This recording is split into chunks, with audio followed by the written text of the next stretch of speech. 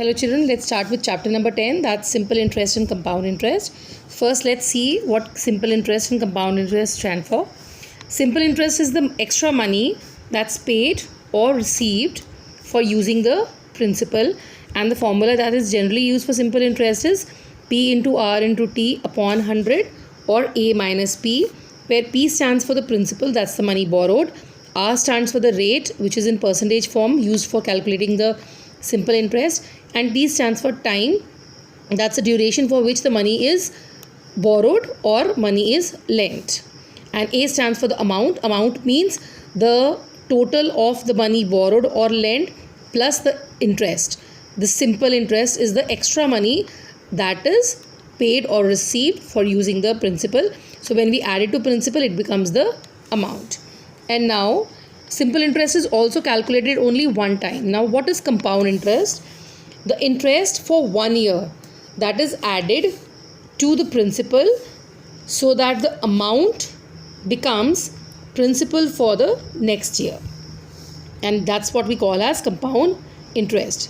It can be calculated for the entire time period or only once, like by using the formula, or we can do it without using the formula also.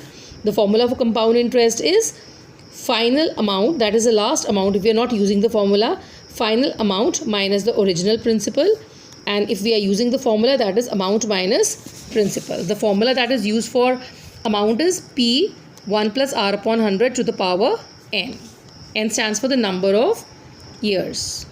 Now let's see exercise 10.1. Question number 1, they are asking you to find simple interest and amount. So you have to keep one thing in your mind, that we should have the unit for time and rate same, and if the units are not same, we always change time according to the rate. Like in question number 1, this is the principal, this is the rate per annum, PA per annum, and 2 years 3 months is the time. Now rate is given in per annum, whereas time is given in a combination of years and months. So what we do here is we change, this is already in years, this months we change into years. How?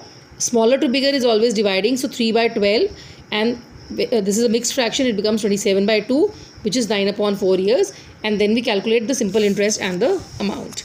In the second part, the rate is 7.5% per annum, and time is 2 upon 3 years, already in years, nothing to be changed, only it has to be converted into mixed fraction, and then applying the formula of SI and A, that is P plus SI. Next part is rate is 2% PM, that's per month, whereas time is 2 years and 7 months. So this is already in months, no need to change it, but this 2 years we have to change. How to change 2 years? 1 year has 12 months, so 2 years will have 24 months, and 7 months are already given, so in total it becomes as 31 months. And after that you apply the formula of SI and A and calculate it. Next part is rate is 8% per annum, but time they have given the starting date 3rd September 2008 till 15th November 2008. So here we have to calculate from this date to the other date, but there is a rule. We either skip the first beginning date or we skip the ending date. So I generally prefer leaving the last date. So September, starting from 3rd of September up till the 30th of September, that's 28 days. Full of October and November, it's up till 15th, so I'm leaving 15th, that becomes 14 days. Adding all the days, that's 73 days. Now as per the rate, it is in annum, and time comes in years, so converting days into years is dividing by 365, and then you calculate your simple interest and your amount. And for the last part, time is 1 by 3 years, that's converting becomes 7 by 3 years, whereas rate is 3 paisa per rupee per month. So 3 paisa per rupee, 1 rupee has 100 paisa, so 3 paisa per rupee and per month. This is in months. So first of all, the rate is not given in percentage form, so to convert in percentage, we multiply by 100, that comes as 3% per month. And if the rate is in months, converting time also in months by multiplying it with 12, which comes as 28 months, and then finding out the simple interest and the amount. Now second question, they are saying on what sum of money, that means sum of money is the principal, will the simple interest at 4%, that's the rate, 3 years 3 months, that's the time, is 3250, this is the SI, and rate is in per annum, so convert your time also in years, whatever is in months convert it into years, and months to years is dividing by 12.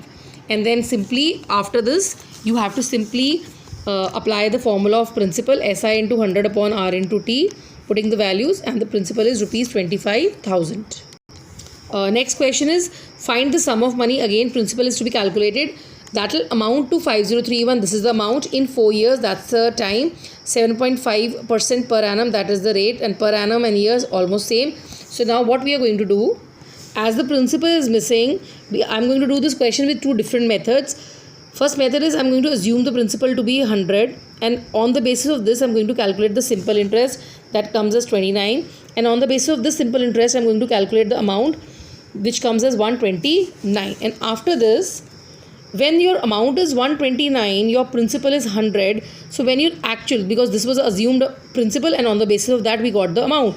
So when your actual amount is 5,031 rupees, the actual principal will be the second value upon the first value multiplied by the third value, and which comes as rupees 3900, that is 3,900.